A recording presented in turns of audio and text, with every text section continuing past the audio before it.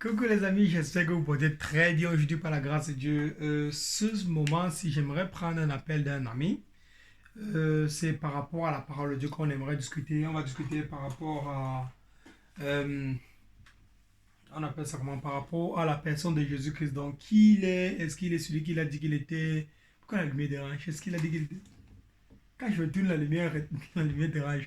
Donc, est-ce qu'il a dit qu'il était celui qu'il était et il a dit qu'il était Dieu? Est-ce qu'il est Dieu? Est-ce qu'il n'est pas Dieu? Donc, il y a tous ces questionnements-là qu'on aimerait regarder aujourd'hui par la grâce de Dieu. Donc, restez à l'écoute. Je lance l'appel et on fait l'appel ensemble. Si vous avez d'autres questions et que vous avez cherché dans la Bible, vous n'avez pas trouvé les enseignements qui parlent par rapport à cela, alors il suffit juste de... On pourrait faire un appel. Peut-être moi, j'aurai les versets plus fréquents dans ma bouche, dans ma tête, ou bien peut-être je pourrais facilement trouver les versets et on parle par rapport à ce sujet-là, on parle par rapport à ça. Néanmoins, tout se fait pour le nom de Jésus-Christ, c'est par la grâce de Jésus-Christ, c'est lui seul qui donne la force, c'est lui seul qui répond à toutes nos questions. Que le nom de l'Éternel soit béni. Ok.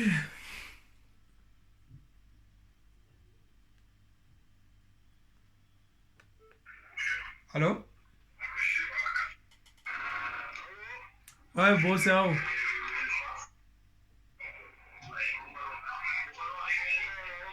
Gars, tu es dans le match de football ou bien tu es où? Bon, arrête d'abord alors un peu la télé, pardon, on se concentre ici. Ok, super, super. Donc, tu es parti réfléchir par rapport à tous les versets qu'on a parlé l'autre jour, n'est-ce pas? Oui, sur la divinité de Jésus.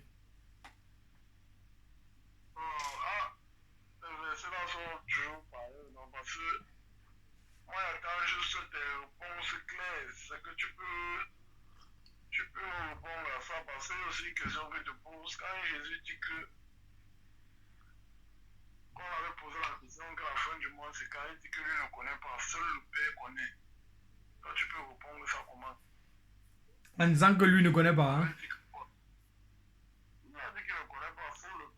Oui, oui. Comment est-ce qu'elle peut répondre ça? Je vais... Hmm?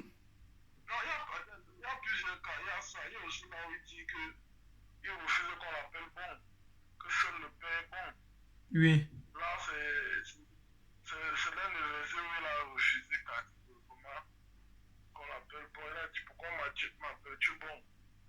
Juste. Mhm.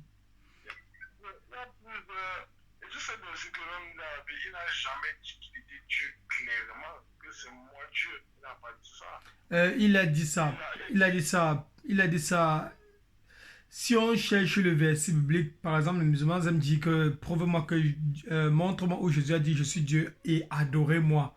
Du coup, on ne va pas trouver le verset littéralement je suis Dieu, adorez-moi. Mais on va trouver plein de versets qui disent que Dieu vient, Dieu vient, Dieu vient. Et il y a les autres versets qui disent que euh, il y a un prophète qui va venir. Et après le prophète, là, ce serait maintenant Dieu qui va venir. Et à la fin de la journée, on revoit quelqu'un qui est en train d'accomplir toutes les prophéties que le prophète, que la personne qui devait venir après le prophète là, est en train de faire. Et c'est Jésus seul qui est en train d'accomplir toutes ces prophéties là. Donc du coup, les titres que Jésus prend, je suis le bon berger par exemple, et je protège mes bébés et personne ne les volera de ma main. On part dans les sommes, on remarque que l'Éternel est le bon berger et que c'est lui qui a la seule personne à part Jésus-Christ qui est le bon berger dans la Bible, c'est l'Éternel des armées. Et après on voit Jésus-Christ qui dit que quand l'Éternel des armées parlait à qui? À Moïse dans le buisson Adam, par exemple. Il dit, Moïse dit, je vais dire que c'est qui. Quand on m'envoie là-bas, il va dire que c'est qui. Quand je vais arriver là-bas, les gens vont me demander que quel est le nom du Dieu qui t'a parlé. Et Moïse dit, va dire que je suis celui qui est. C'est le nom de Dieu là-bas. En anglais, on dit I am. Donc du coup, il se retrouve en train de, Jésus il se retrouve en train de dire que lui, avant que Abraham n'était, je suis. Et quand il dit je suis, il est un peu comme par exemple je sais pas, le nom de Dieu c'est je suis. Donc du coup, il fait qu'il récupère la position de Dieu, le titre de Dieu, et c'est pour ça que les Juifs, quand ils ont entendu directement ça, la seule chose qu'ils ont conclu, c'est que le cas, s'il ne peut pas être le je suis, et il est en train de dire qu'il est je suis, par conséquent, on doit le lapider. Après, il ne fait que dire je suis le roi des Juifs. Qui est le roi des Juifs? Mon royaume n'est pas de ce temple, mon royaume n'est pas de sur la terre, mon royaume est dans les cieux. Qui est le roi des Juifs? Les Juifs sont tous serviteurs de qui? De l'Éternel des armées. Donc on réalise que les Juifs ont pour roi l'Éternel des armées. Et du coup, voilà quelqu'un qui se lève le matin et dit que lui il est le roi des Juifs. Par conséquent, c'est pour ça que les gars, eux, ils voulaient seulement une seule chose, le lapider. Qu'est-ce que tu as dit par rapport à ça? Alors, ce que tu dis, c'est quand même vrai. Mhm. Tu as donné des points pertinents, c'est bien beau. Et je suis d'accord avec toi, je n'ai jamais dit le contraire. Mais maintenant, le problème c'est que dans un cas, on a un personnage qui réclame sa dignité, qui impose sa dignité. D'un autre, il y a des moments où il ne se passe pas pour Dieu. On est Exact. d'accord. Je suis très d'accord avec ça. Et comment est-ce qu'on fait Maintenant, comment est-ce qu'on voici fait pour où résoudre ça, n'est-ce pas? ça maintenant, ça devient tellement bizarre parce que tu le vois dire, à un moment, tu ne peux pas dire que tu es Dieu lundi, mardi, dit que tu n'es pas Dieu. Ça n'a pas de sens. Soit tu es Dieu, soit tu n'es pas Dieu. Mhm. Tu ne peux pas t'approprier un titre de Dieu et demain tu dis que tu n'es pas Dieu. Tu vois un peu pas ça, regarde un peu. Regarde un Mhm. peu. Le Mhm. problème qui se pose, c'est que tu dis que tu es Dieu, mais tu es en train de prier Dieu. Ça n'a pas de sens. Donc, tu vois, ça n'a pas de sens. Tu ne Oui, peux pas dire que tu es Dieu et tu es de prier Dieu. oui. C'est un peu ça. Quand on te pose maintenant la question là, que bon, si un enfant vient te pose comment Jésus qui dit qu'il est Dieu, il se met encore à prier Dieu. Ça veut dire que quoi? Tu vas répondre ça comment? Ça veut dire que on va Tu vas tomber. répondre. Vas-y, finis ta phrase. Ou bien réponds. Mais tu vas répondre. Bon, c'est ça, vas-y, réponds. Tu vas répondre ça Je vais comment? répondre ça dans le sens où, d'abord, on va tomber sur le principe fondamental de non-contradiction de la Bible. La Bible, c'est la parole de Dieu. Et la Bible, si c'est toute la Bible, c'est la parole de Dieu révélée à des hommes. Donc, du coup, si c'est la parole que, par exemple, je suis en train de faire un discours et je suis super intelligent et je ne peux pas me contredire, ça, c'est les principes de Dieu. Et comment se fait-il que j'arrive à un niveau où je dis quelque chose après je me contredis? Alors, ça m'éloigne, ça m'élimine du cadre de la position de quelqu'un qui se met la candidature de Dieu. Voilà, c'est exactement ça. Dieu ne peut pas se contredire. Ça veut dire que s'il y a, on trouve des versets, comme tu as dit, qui sont en train de dire que Jésus-Christ est un homme à 100%, et en même temps, il est, pour résoudre, il est Dieu. Pour résoudre le problème de ça, il faut qu'on comprenne exactement qui il est. Si on réussit à comprendre qui est Jésus, alors toutes les questions sur le moment qu'il disait qu'il est juste un homme, qu'il était envoyé uniquement pour les brebis égarées de la maison d'Israël, qu'il était juste le Fils de Dieu qui est serviteur de Dieu, alors, et en même temps on trouve d'autres versets qui sont en train de dire le contraire, ou bien on va dire peut-être qui sont en train de dire que lui il est plutôt une divinité. Il faut qu'on comprenne d'abord qui il est. Maintenant on passe sur la question. Qui est Jésus? C'est la question que je vais te poser. Et dès qu'on va répondre à la Tu peux question de comment? qui est Jésus-Christ, tu vas voir directement que les deux personnages, soi-disant, un, il est Dieu de l'autre côté, et l'autre côté, il est un être humain, il est juste un prophète, il est juste un serviteur de Dieu, vont se répondre, si tu réponds bien à la question là, les deux personnages là vont directement se présenter devant toi. Donc, qui est Jésus-Christ? Bon, là maintenant, ça devient. Quand je me dis qui est Jésus-Christ, moi, selon la Bible, Jésus-Christ est le Fils de Dieu que Dieu a envoyé sur terre. C'est son Mhm. Fils, il est venu. Il a quel Maintenant, âge? quand je dis que qui est Jésus, il est selon la Bible quand il avait 33 ans, non? Oui, mais quand il dit qu'avant Abraham était là, il était déjà là. Abraham était là, peut-être même pratiquement dans les 800 ans avant lui. Il y a 14, 1400 ans avant lui. 14 générations entre Abraham et lui. Donc, ça fait, on est dans les minimum les 1000 quelque chose d'années entre Abraham et Jésus. Et Marie, et, bon, disons, et Joseph, parce que Abraham, ça descend jusqu'à Joseph, et Joseph maintenant l'époux de Marie. Donc, du coup, entre seulement Abraham et Joseph, il y a pratiquement 14 générations. Donc, et Jésus a dit qu'avant qu'Abraham était là, il était là. Et il n'a pas menti. Donc, ça veut dire, quel âge a Jésus? Mais tu as dit, oh, c'est 1000 combien, mon frère. Mais c'est que là, tu es en train de C'est une calculer que c'est question. avant Abraham. Donc, du coup, tu es en train de calculer, peut-être, disons, il y a 1000 ans entre Abraham et Joseph. Du coup, ça fait 1000 ans plus 33 ans. Ça fait 1033 ans qu'il a. Et il était là avant Abraham. Combien de temps avant Abraham? C'est ça la question qu'il faut répondre. Pour dire exactement. Parce que ne mets pas seulement l'intervalle de temps et tu coinces. Non, le problème, c'est que quand toi, tu es là, le problème, c'est que tu as que les autres étaient là, les mots là maintenant, c'est que tu as que de dire que. C'est un peu. Alors, Je te suis très bien. Le verset, alors, je te suis très bien. alors, non, tu n'as pas que répondre à la question comme il se doit. Tu as que de me dire que quoi, parce que et juste poser une question. Pourquoi il priait Dieu? Tu me dis Exact, que c'est non, ça que je vais te je répondre, l'ai c'est dit. ça que je vais te répondre, mais c'est ça que je suis en train de répondre. Dès que tu vas trouver, dès que tu vas trouver la réponse sur la question qui est Jésus-Christ, alors tu comprends directement pourquoi est-ce que à certains moments il était Dieu, à certains moments il était un homme. Il disait qu'il était Dieu, à certains moments il disait qu'il était un homme, il était un homme. Explique-moi pourquoi il disait ça. Ok. Je ne cherche pas à me passer. Moi, je connais qui est Jésus-Christ selon la Bible. Non, mais là, si tu sais pourquoi il priait Jésus, non, pourquoi il priait Dieu, tu nous dis. Ok. Pourquoi pourquoi à certains moments il était un homme, pourquoi à certains moments il était Dieu, tu nous dis. Ok. La Bible dit que Jésus-Christ est partout, nous montre que Jésus-Christ est la parole de Dieu. On est d'accord, n'est-ce pas? Mhm. Voilà, on est d'accord.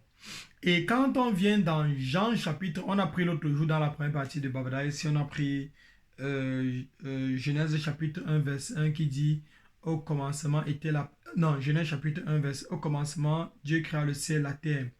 Et la terre, verset 2 maintenant, qui dit la terre était informe et vide et l'Esprit de Dieu se mouvait au-dessus des eaux.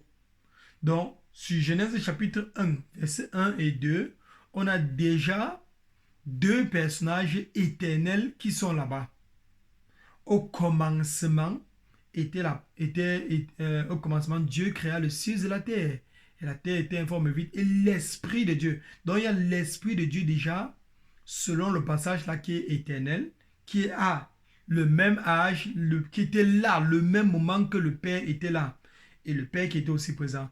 Maintenant, on repart dans Jean chapitre 1, verset 1 qui dit qu'au commencement était la parole.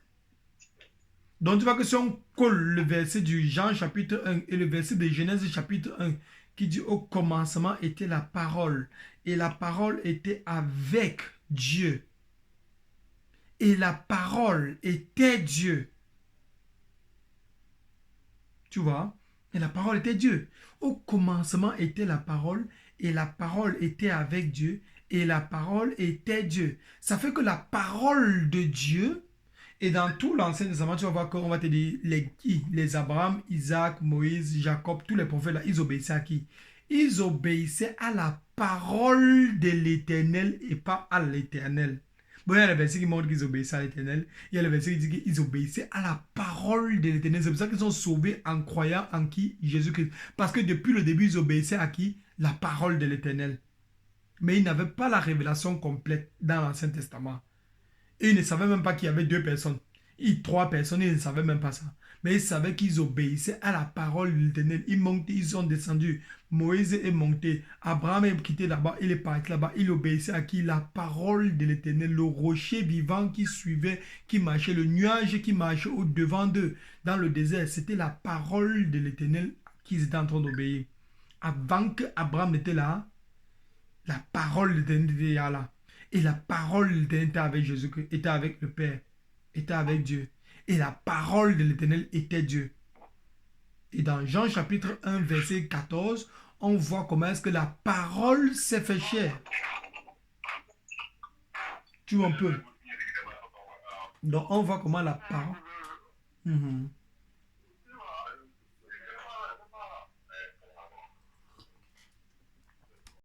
Donc j'étais en train de dire que dans Jean chapitre 1, verset 1, on a la parole de Dieu qui s'est fait chair.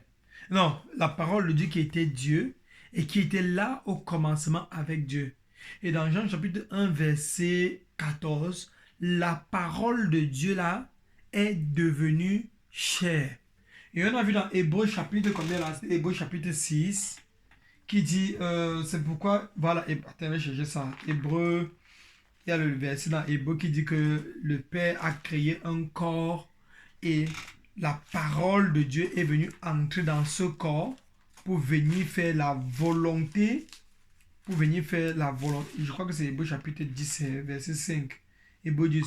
C'est pourquoi Christ, entrant dans le monde, dit, tu n'as voulu ni sacrifice ni offrande, mais tu m'as formé un corps. Tu vois un peu. Christ, quand il entre dans le monde, il dit, tu n'as voulu ni sacrifice ni offrande, mais tu m'as formé un corps. Dans le corps dans lequel Jésus-Christ, que le Père a formé à Jésus-Christ, le Père forme un corps au Fils. Et le Fils vient entrer dans le monde à travers ce corps. Ça veut dire que qui est-ce qui a marché pendant 3 ans sur la terre, s'il a en train de monter, descendre chaque jour, jusqu'on l'a lapidé, je dis même lapidé, jusqu'on l'a tué, on l'a crucifié. C'était la parole de Dieu, qui était là au commencement, qui était à côté du Père et qui était Dieu, qui était avec le Père, avec Dieu et qui est Dieu. Donc dans la Bible, il y a 3 personnes qui sont éternelles dans la Bible. 3 personnes qui sont éternelles dans la Bible, qui n'ont pas de commencement, pas de fin. Le Père, le Fils et le Saint-Esprit. Je t'écoute.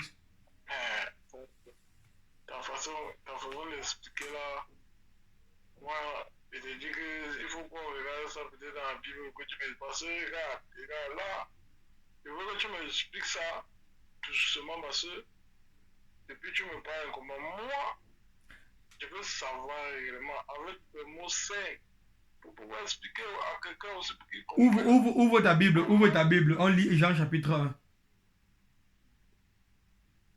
Jean chapitre 1, non? Oui. Jean chapitre au commencement et puis la parole. Oui.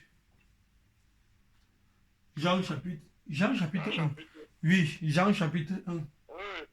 Ok, on lit Jean chapitre 1. Au commencement était la parole et la parole était avec Dieu et la parole était Dieu. Qu'est-ce que tu comprends de là? Au commencement était la parole. Bon, la question que je parle, la parole a une forme, une image, je ne sais pas. La parole, c'est ce que tu entends, non? Oui. Et voilà, pour que quelqu'un prononce une parole, c'est une personne qui doit prononcer la parole, non? Oui. Voilà, quand on dit au commencement était la parole, et la parole était avec Dieu. Ça veut dire que quoi? La parole était avec Dieu, c'était que quand l'apôtre était avec Dieu, comme si la parole était à côté de Dieu. Oui. Voilà, si la parole était à côté de Dieu, ça veut dire que c'était une autre personne, un autre Dieu qui était à côté de Dieu aussi, non? Oui. Voilà, donc ça veut dire qu'il y a 2 dieux, non? Oui. Voilà, c'est ce qu'il faut qu'on se comprenne. Voilà. Ça veut dire que si la parole et la parole était avec Dieu et la parole était Dieu, ça veut dire qu'il y a 2 dieux. Et le Saint-Esprit à quel niveau? Parce que lui, il n'a pas de commencement, il n'a pas de fin. Il n'a pas de commencement, il n'a pas de fin. Et il prend la position de Dieu en plein de versets bibliques. On cherche les versets bibliques qui montrent que le Saint-Esprit est Dieu. C'est comme on va faire un autre enseignement ça, pour chercher les versets bibliques qui montrent que le Saint-Esprit... Mais parce qu'il y a plein d'actes des apôtres, il y a plein de versets où on switch entre l'obéissance à Dieu, et l'obéissance à la parole de Dieu, l'obéissance au Père et l'obéissance au Saint-Esprit. Donc, Paul fait aucune différence entre l'obéissance des 3 personnes-là. Bon, regarde. Ça veut dire que moi, je vais faire au jeu sur le musulman. Ça veut dire que le Saint-Esprit est aussi Dieu, non? Oui. Ça veut dire qu'il y a trois dieux, non? Il y a trois dieux, oui. Oh, Allah, attends, regarde, maintenant il te parle, ça veut dire qu'au ciel, il y a trois dieux. C'est ça, non? C'est ça, c'est ça. Maman, ça. Quand on dit qu'il y a trois dieux, regarde maintenant comment la Bible dit. Jésus, Jésus maintenant, lui, il y a un verset qui dit qu'il y a un seul Dieu et un seul médiateur entre les hommes entre les hommes et Dieu. Jésus-Christ, le seul, Jésus-Christ, Dieu. Non, non, non, non, non, regarde, comprends bien, tu ne comprends pas bien.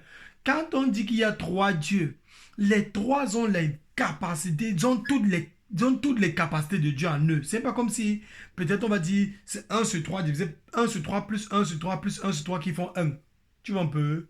Ce n'est pas 1 sur 3, 1 divisé par 3 plus 1 divisé par 3 plus 1 divisé par 3 qui font 1. C'est pas comme si, peut-être le Père, lui, là, il a peut-être 33% de l'énergie. Après, le Fils a 33,3% de l'énergie et le Saint-Esprit a 33,3% de l'énergie. À la fin de la journée, on a 12, ça fait 100%. Non.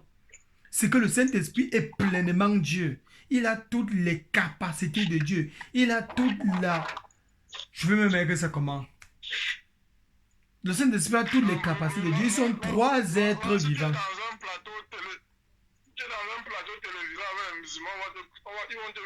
C'est pour ça que la Bible, c'est pour ça qu'ils vont me finir, évidemment, ils vont m'insulter. C'est évident, parce que la Bible dit que la fin, s'il n'est pas un truc, c'est par révélation qu'on obtient ceci. Et quand tu te fais croire que c'est comme toi tu dis, c'est ça le problème. Qu'est-ce qui me fait croire que c'est comme j'ai dit? Ok, on vient de voir que Jésus-Christ, dans Jean chapitre 1, verset 1, a dit lui-même qu'il est Dieu. Qu'est-ce qui me fait croire? Maintenant, on a le Père, au commencement, Dieu créa le ciel et la terre, là-bas. Bon.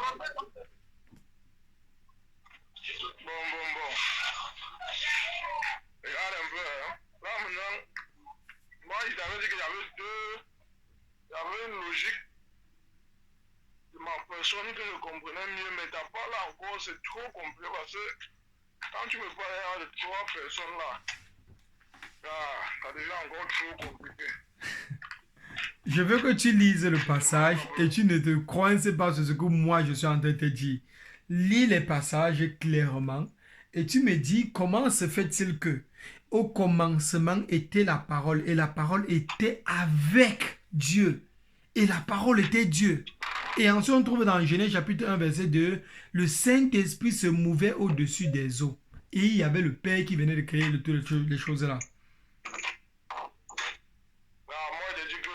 Tout ce que tu lis dans la Bible, c'est juste une interprétation de la langue qui est un peu très bizarre. Le français que tu comprends, ce n'est pas ça. Ok, dis-moi donc comment est-ce que tu comprends dans la personne de Dieu. La seule chose que tu dois comprendre qui est claire et nette, c'est que il y a un seul Dieu qui est habité d'une parole et d'un esprit. Donc ce sont ses composants. Tu vois ce qu'il dit? Oui. Alors, je t'ai pris un exemple simple avec Dragon Ball Z pour que tu comprennes. Si Dieu est d'abord là, maintenant, dans lui, il y a sa parole, il y a le Saint-Esprit. Maintenant, lui, il commande la parole et le Saint-Esprit. Ça veut dire quoi? Il a décidé de prendre sa parole et envoyer sur terre. Et sa parole a pris une forme humaine. Maintenant, quand sa parole est sur terre, elle reconnaît qu'elle était envoyée par une personne plus grande que lui. Et Dieu et Jésus l'a dit. Mais elle vient de qui? Du Père. Ça veut dire qu'elle est considérée comme Dieu parce qu'elle sort de Dieu. Elle peut faire la plupart des choses que Dieu fait, mais elle ne fait pas tout. Et même lui, il a reconnu ça. Il y a le verset Il y a le verset qui dit qu'il ne reconnaît pas. Oui, comme que la date du machin. Que personne ne connaît la date, ni la date, ni l'heure que le Fils reviendra. Oui, il a reconnu. Il a reconnu seul le Père. Tu fais donc quoi des versets qui disent, et tu fais donc quoi des versets qui disent que, où Jésus lui dit dans l'Apocalypse que je suis l'alpha et l'oméga, le commencement et la fin, le début et la fin, Voilà, c'est clair parce qu'il est l'alpha et l'oméga, parce que c'est vrai. Parce qu'au commencement, il était là. Et à la fin, il sera toujours là. Tu veux comprendre comment? Tu veux comprendre ça comment? Au commencement, il était là. Tu sais, il est la parole de Dieu. Et il fait partie de Dieu. Ça veut dire que quand ça avait commencé, il était là. Tu ne comprends pas? si. Regarde un peu. Quand Boubou envoie ces particules-là, quand ils sont dehors là, qui prennent sa forme là, et ils se prennent pour qui? Pour Boubou toujours, non? Ils se prennent pour C'est Boubou. toujours les mêmes. Ils se prennent pour Boubou. Et ils ont la puissance de Boubou, mais ils n'ont pas toute la puissance de Boubou. Tu comprends ce que je dis? Oui. Leur pouvoir est limité. Leur pouvoir est limité. C'est la même chose avec Jésus. Regarde, quand Jésus était sur la croix, il a dit quoi? Père, pourquoi m'as-tu abandonné? Pourquoi m'as-tu abandonné? Parce que lui-même, il sait qu'il fait la volonté de son Père. Il ne fait pas sa propre volonté. Lui-même, il a dit, il fait la volonté de celui qui l'a envoyé. Tu ne comprends pas? Si, si. Il fait la volonté de celui qui l'a envoyé. Lui, il est Dieu, il se considère Dieu parce qu'il fait partie de Dieu. Il fait partie de Dieu. Maintenant, quand il est venu sur terre, c'était la parole de Dieu qui s'est fait chair. Mais comme il n'est que sa parole, il doit prier celui qui l'a envoyé. Quand il doit avoir l'accord de celui qui l'a envoyé, parce qu'il ne vient pas de lui, de lui-même. Lui, il a dit, mais il est Dieu. Il est Dieu dans le sens où il fait partie de Dieu. Il fait partie de Dieu. Et maintenant, Dieu lui-même considère sa parole comme son fils. Comme son fils. C'est la seule explication que tu peux donner l'éclair. Il y a une légère nuance, il y a énormément de vérité. Peut-être, si je tourne ce que tu as dit d'un petit sens, peut-être à 20%, tout ce que tu as dit est correct. Sauf qu'il y a un petit parti qui est un peu gros, qui est un peu faussé dans ce que tu dis. Quand tu prends l'exemple, par exemple, sur Sangoku, sur Bouboule, dans un coup qui a la capacité de couper peut-être sa main prend la même forme que lui, ça devient un être physique identique à lui-même. Je ne sais pas comment il va expliquer, c'est dans la Bible, tu vois, on a un seul être vivant. Un seul être vivant. Le Père, le Fils et le Saint-Esprit sont considérés comme étant un seul être vivant. Et le un seul être vivant que tu es en train de dire que c'est lui Dieu, et qui, une partie de cet un seul être vivant envoie son Fils. Tu vois, ce n'est pas, je ne sais pas, tu as pratiquement bien trouvé ce que tu es en train de nous lancer, mais disons que on mettait ça dans le sens ici. Il y a un seul être vivant qui est considéré comme étant Dieu. C'est pour ça que la Bible dit qu'il y a un seul Dieu. Quand la Bible dit qu'il y a un seul Dieu, ça veut dire qu'il y a réellement un seul Dieu. On n'est pas en train de s'amuser. Maintenant, le Fils est pleinement Dieu. Le Père est pleinement Dieu. Et je viens même de tomber sur le verset dans Jean chapitre 4 ici, là, verset 24, qui dit que Dieu est esprit. Et il faut que ceux qui l'adorent en esprit. Tu vois, là maintenant. Donc du coup, voilà le verset qui dit que Dieu est esprit. Et du coup, quel est cet esprit-là? On repart dans Genèse chapitre 1, verset 2, qui dit que l'esprit de Dieu se mouvait au-dessus des eaux. C'est l'esprit-là qu'on est en train de dire que c'est lui Dieu. Donc du coup, on prend que le Père... Tu vois un peu le truc. On a le Dieu est esprit. La Bible dit clairement que Dieu est esprit. Très mal compris là-bas. Et je dis pourquoi? Je t'écoute. Allô? Je t'écoute. Quand on dit que Dieu est esprit, ça ne veut pas dire qu'il y a un autre esprit qui est Dieu. Non. Ça veut dire que Dieu est esprit. Et je te répète encore, Dieu a un esprit à lui. Je prends un exemple. Si tu veux que je te remette encore ça plus facilement, ça veut dire que son esprit peut sortir de lui et se mouvoir, si tu veux comparer comme ça. C'est un peu comme si Dieu peut se mouvoir au-dessus de l'eau, mais au moment là, on ne dit plus Dieu, on dit l'esprit. On dit l'esprit, on ne dit plus Dieu. Je veux prendre l'exemple, tu peux être Louis, mais on peut aussi t'appeler Monté. Ça veut dire que si aujourd'hui on dit qu'aujourd'hui Dieu c'est Louis, demain on dit que Dieu c'est Monté. On parle de deux personnes, on parle toujours de toi, non? Mhm. Voilà, ça veut dire que l'esprit c'est Dieu, Dieu c'est Dieu, c'est la même personne. Mais quand on dit Dieu, c'est le nom ultime. Ça veut dire que c'est son nom originel que bon, Dieu pour englober l'esprit et la parole de Dieu. Dieu, c'est le nom qui englobe tout. Tu vois ce que je dis? Mhm. Mais on peut toujours appeler Dieu la parole de Dieu. On peut toujours appeler Dieu l'esprit de Dieu. C'est ce que tu ne comprends pas. Non, Si non. tu veux maintenant croire que il y a Dieu, il y a l'esprit, il y a la parole, là maintenant, c'est là que les musulmans vont vous terminer. Vous n'allez jamais comprendre. Oui, mais la parole de Dieu est faite pour croire et non pour partir et sujet à d'interprétation quelconque. On ne prend pas l'interprétation Amenez les gens à croire. Amenez les gens à croire. On amène les gens à croire. Regarde, il faut faire très attention. Il faut faire absolument attention. Je vais chercher le verset, c'est le verset qui parle de ça. Il y a un verset qui dit que si vous n'avez pas cru exactement ce qu'on vous a prêché, vous mourrez au patin d'enfer.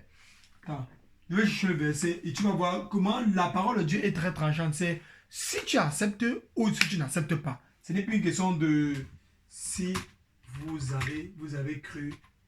Autrement, vous aurez cru en vain. Autrement, vous aurez cru en vain. En vain. Ce n'est pas les amusements avec la fin de la Bible ici. Voilà, j'étais sûr dans 1 Corinthiens. Lequel. Ok. Tac.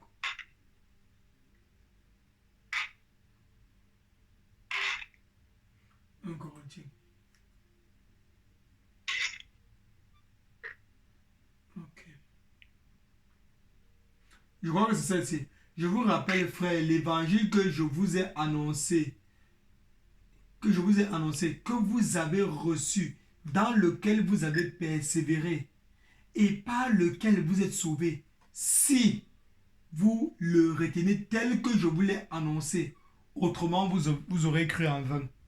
Je répète le verset, c'est dans 1 Corinthiens. 1 Corinthiens chapitre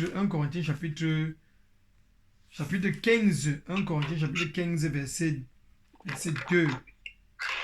C'est même 1 Corinthiens chapitre 15 verset 1 et 2. Je vous rappelle, frères, l'évangile que je vous ai annoncé.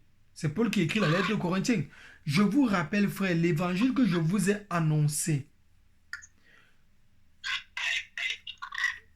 dans lequel vous avez persévéré et par lequel vous êtes sauvés, si vous le retenez tel que je vous l'ai annoncé. Autrement, vous aurez cru en vain. Donc, si quelqu'un se lève le matin et il vient, c'est un peu pour ça qu'on dit que l'église catholique, par exemple, ils sont totalement, tous, ils ont besoin d'être, tous les catholiques ont besoin d'être évangélisés encore à zéro, recommencer encore à expliquer la parole de Dieu pour qu'ils croient en l'évangile. Autrement, ils ont cru en vain. Et quelqu'un qui a cru la parole de Dieu en vain, ça veut dire que quoi? Ça veut dire qu'il n'est même pas sauvé. Parce que c'est ça que le verset c'est, autrement, vous aurez cru en vain. Ça veut dire qu'il est en train de perdre même son temps à la fin de la journée comme ça, croyant qu'il est en train de servir Dieu, mais il ne croit pas en l'évangile qui sauve. Il a cru plus d'un autre message. Par exemple, l'église catholique, ils ont cette croyance que on doit faire le salut par les œuvres. Tu dois contribuer tes propres œuvres. Tu mets tes œuvres plus la foi de Jésus-Christ. Donc la foi de Jésus-Christ, la foi en Jésus-Christ ne suffit pas seule. Il faut que tu mettes tes œuvres sur le travail de Jésus-Christ. Le travail que Jésus a dit sur la croix, que tout est accompli. Du coup, tu augmentes encore sur quelque chose qui est complet, quelque chose qui est plein. Tu augmentes encore ta part des œuvres sur ça qui sont complètement négatifs. Tu mets ça maintenant sur le processus de Jésus-Christ pour être sauvé. Du coup, c'est un peu pour ça qu'eux n'ont pas l'évangile. La parole de Dieu, ce n'est pas un sujet de venir s'amuser. Il y a les gens qui ne vont pas croire et ils doivent croire uniquement au message de l'évangile. Autrement, s'ils ne croient pas et s'ils veulent se moquer, si on veut chercher à faire de l'évangile une bonne chanson, que ça va se faire en sorte que quelqu'un puisse bien dormir, gars, il meurt, il part en enfer. Donc, s'il s'amuse de n'importe quel côté, il meurt pas en enfer. Je reprends le verset. On a Jésus-Christ qui est pleinement Dieu. Pleinement Dieu. On a le Père qui est pleinement Dieu. Et on a la Bible qui dit clairement que Dieu est esprit.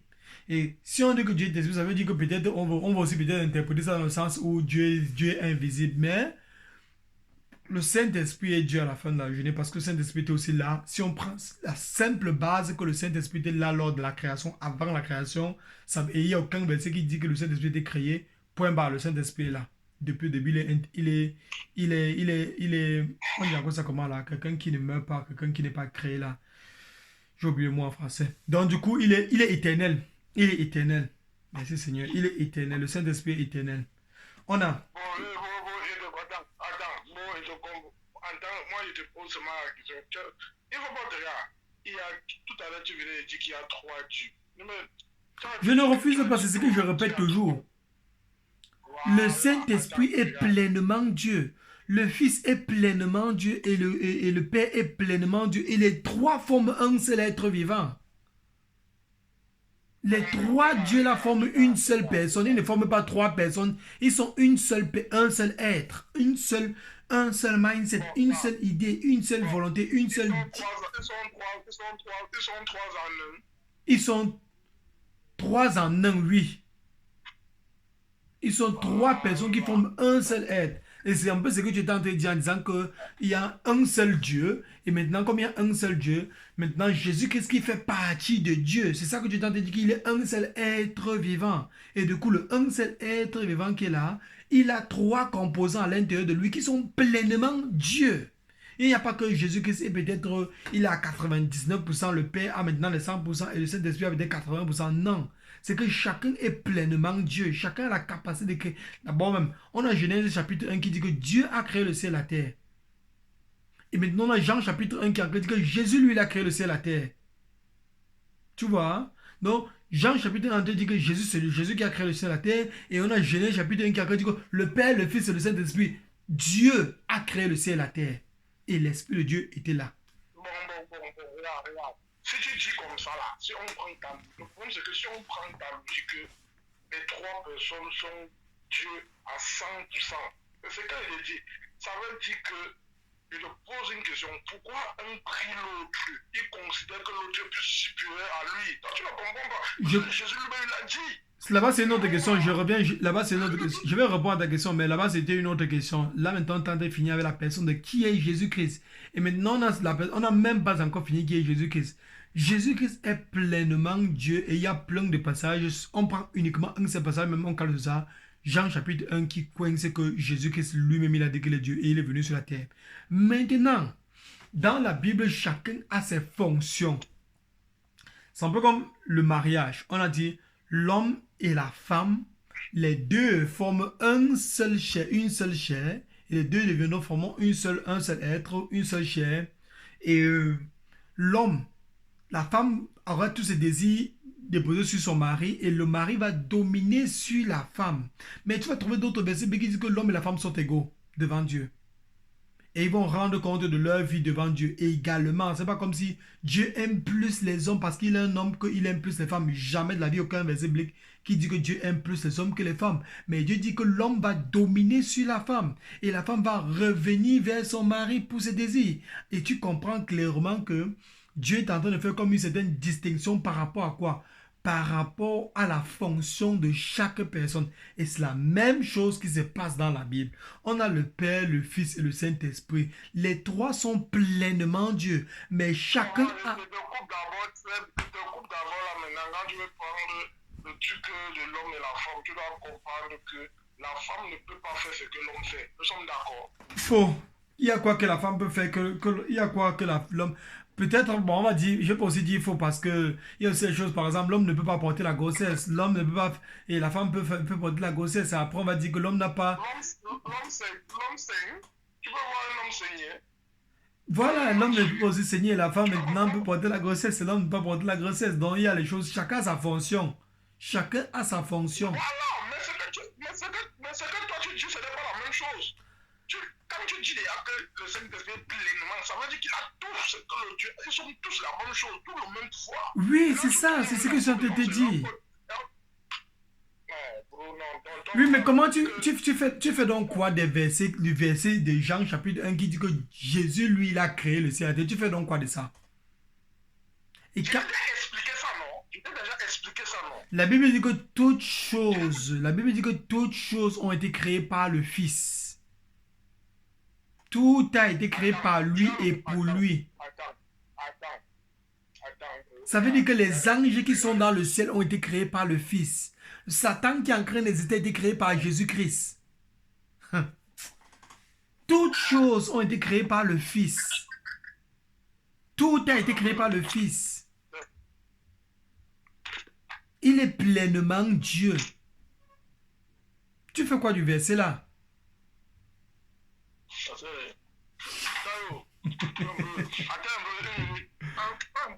te suis. Voilà, attends un peu.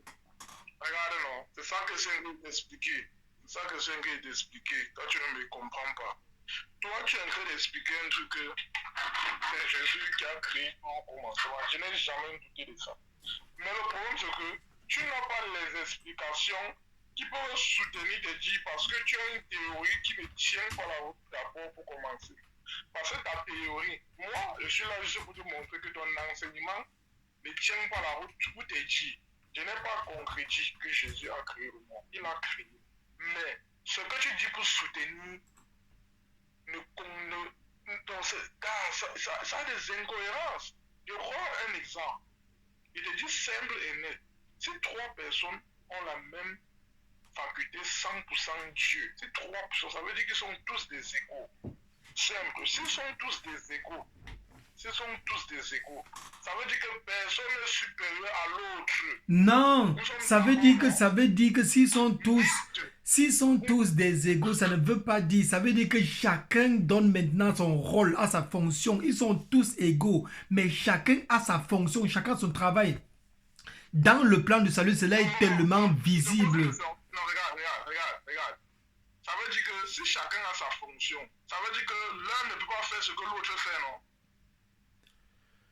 Dans la Bible, on réalise clairement comment chacun est en train de travailler sa part de fonction. On ne va pas dire que l'un ne peut pas faire ce que l'autre ne peut pas faire. Attends, l'un ne peut pas faire ce que l'autre fait, non, bro? Moi, j'aime de t'aider pour que si demain tu es un enseignant, bro, tu parles comme ça devant les gens.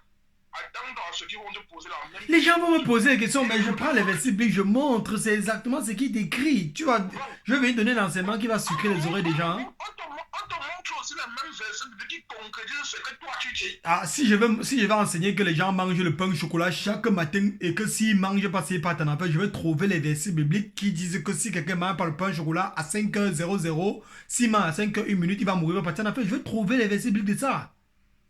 Tu vas trouver. Tu vas trouver ça où? Ok, je te prends, tu connais comment les fausses doctrines sont ici dehors? Et avec les versets bibliques. Les gars prennent les versets bibliques pour faire les fausses doctrines. Il n'y a pas de verset biblique qui peut soutenir quelque chose qui est la vérité. C'est pour ça que je t'explique d'abord un truc. Regarde, si toi tu dis un truc, et puis après, on ouvre un verset biblique pour te contredire, ça veut dire qu'il y a un problème. Non, ça veut dire qu'il y a un problème d'enseignement, mais non un problème de verset biblique.